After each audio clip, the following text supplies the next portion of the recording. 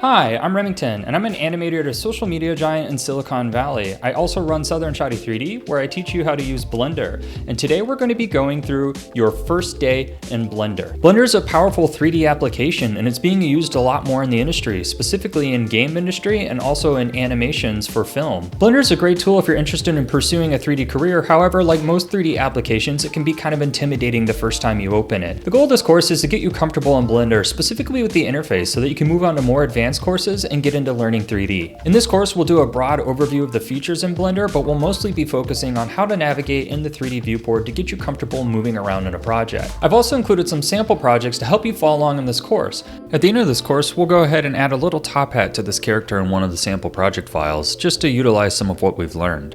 My goal is that by the end of this short course, you will feel confident in beginning your Blender journey. So with that being said, let's get started.